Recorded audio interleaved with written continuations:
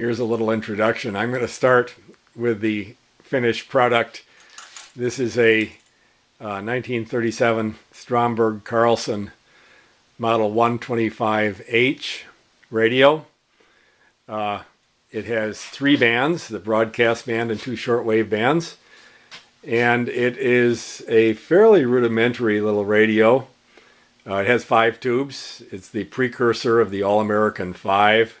It has no power transformer, just the 5 tubes, and in series, and nothing fancy. But again, it has 3 bands, 2 shortwave bands, and it was probably a slightly above average quality receiver of the time.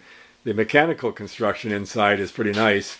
The radio frequency section, the various oscillator and antenna and coils are well made and well protected.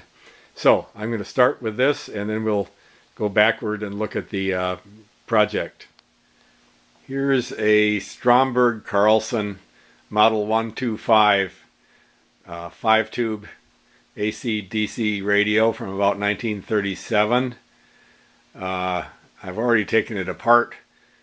I acquired this thing probably 35 years ago. It was given to me. It was in pretty bad shape, and so the first thing I did was to refinish the cabinet, which is kind of dusty and dirty from sitting in storage now.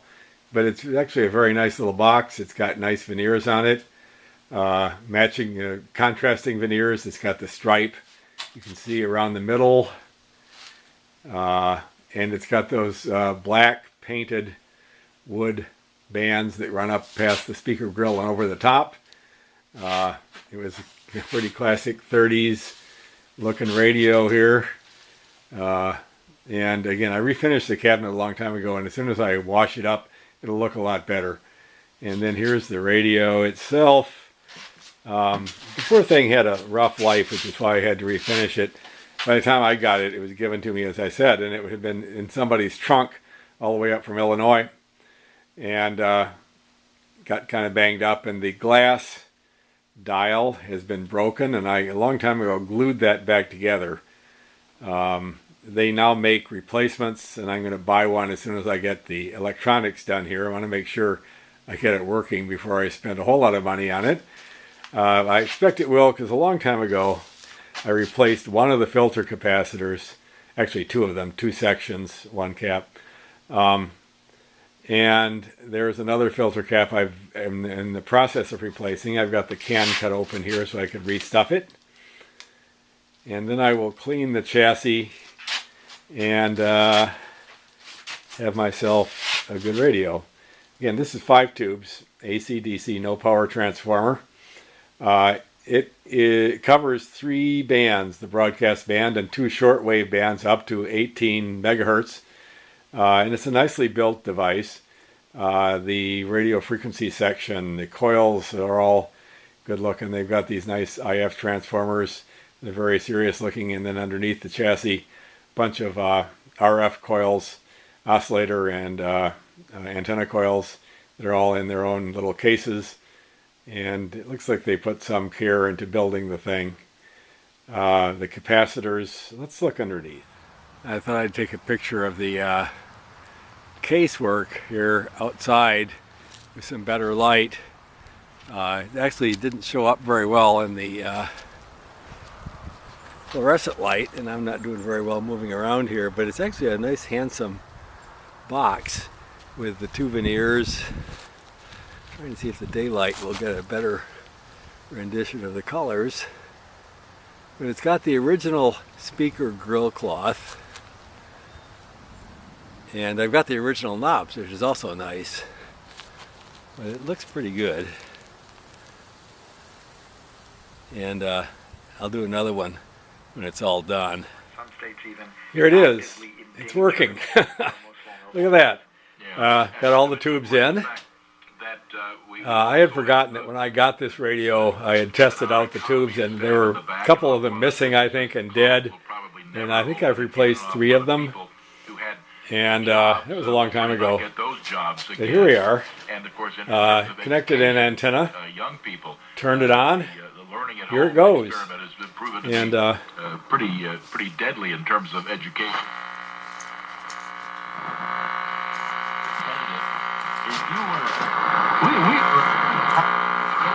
We're doing a terrific job pushing the cat available to you. This is the Ramsey Show.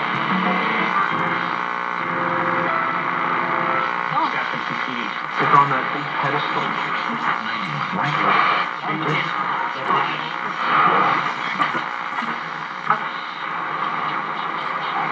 Well, you get the idea. It's on a very short antenna. I used to have my long wire connected at both ends, one in the house, one in the shop, but the wire to the shop broke, so I've got a really short antenna, and we got the fluorescent lights on, but the radio is working. Here's the cabinet back here.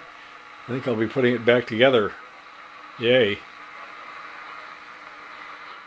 Here's the underside. They kind of cheaped out on the paper capacitors.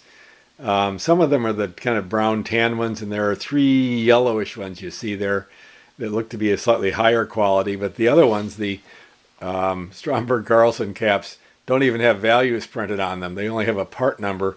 You have to refer to the schematic and the parts list to figure out first what the number on the schematic is, and then what the appropriate part number is, and then from the part number you look to the parts list and find out what the values were. Everybody else prints their values on them, and the yellow caps you see here do have the values printed. It's got 2 little black things here. One is a filter choke and the other is an output transformer. This has 2 filter chokes, one in the speaker field, it has an electrodynamic speaker, and the other just a standalone choke. And so it's got then 2 sections of electrolytic capacitors for filtering initially, and then 2 more later on in the RF section.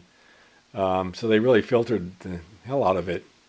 But here's the here are the antenna and oscillator coils in their own little boxes with nice adjustment padding capacitors. So I will be recapping this. I've had to order some filter caps. I didn't have the right values for the second set of filter caps, and I'll redo those, and I'll redo the paper caps in here, which are looking extremely tired, and then we'll see what happens. I'll probably start off a little video with the after view, I hope, so it looks good, and then move back to this. Here it is after recapping. This Stromberg Carlson radio had a big collection of really crummy looking old paper caps. They weren't really wax coated, they had wax ends, but they were just cardboard. And I think I said before they had no numerical values on them, just part numbers. So you had to look to the parts list to figure out what the value was and at the schematic to verify. But I got all but one replaced. That one needs a safety cap, I think, and I don't have the right value, so I probably have to order something up. Over here we have my tray full of defunct capacitors that came out of it today. So that was today's project. Here it is. It's looking better. I just need the extra filters that I've got on order, and it should be good to go. Here's the radio after I've recapped it, and I've cleaned up the chassis some, although it's not perfect. This had rust on it. I suspect it may have been relegated to barn duty for a while in its old age. I removed some of the rust spots from on top of the chassis and scrubbed it and cleaned it with a couple different materials, and I restuffed the electrolytic capacitor can that you see there right in the middle. It's a 3-unit piece, and one of the far right, the tall filter capacitor, is just an empty can. It's not in use anymore. The little one to the right of it in the very corner is a 2-section device that I'd put in a long time ago, and it still seems to be working, so we'll leave it. Now I'm going to add the tubes, and then we're going to see if it works. I've got a new dial glass on order. On this one, the dial glass has the numbers, frequency numbers painted on it, and it was broken when I got it, so I glued it together, and it's kind of crummy looking, so we'll get a new one on here and make the radio look good too. Let's get those tubes in. Well, now it's working in the cabinet. This is a temporary arrangement. I need to get a gasket to fit between the speaker and the cabinet. I made one out of cardboard temporarily, corrugated stuff, so it's not really ideal, but it makes it fit, and it probably improves the sound a little bit. I've got it connected to about probably a 10-foot antenna, which isn't ideal either, but I've checked out all 3 bands, and it actually does pretty well on shortwave. It does pretty well on the broadcast band, unless I have the fluorescent lights on, and of course they're on right now. So I can only get stations at the bottom of the broadcast band, and the fairly strong ones with those lights on, otherwise I get all the fluorescent buzz. I went and turned off the fluorescent lights so I could just tune around some, and it does pretty well without the electrical noise. But you can see the cabinet here with its different veneers, and it's got the black trim pieces on it. Still got the old dial, which is going to be replaced because it's all broken and glued together, but it serves right now. And I'm pleased with this. It turned out pretty well. Here we are, what? 63 plus 21, 84 years after the radio was made, and it's still working. Not bad. Okay, this is going to be my post at this point.